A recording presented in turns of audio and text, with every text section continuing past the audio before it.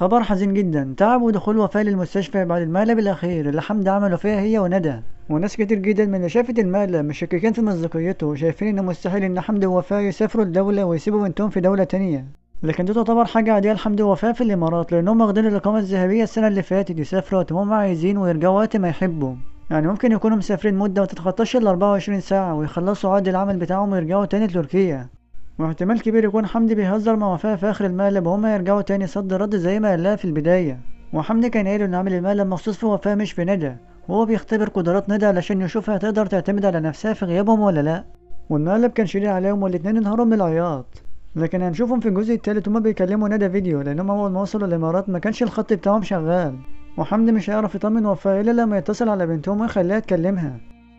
وبكده نكون وصلنا لنهاية الفيديو. ما تنساش تشترك في القناة وتفعل زر الجرس وتعمل لايك للفيديو ليصلك كل جديد. والسلام عليكم ورحمة الله وبركاته.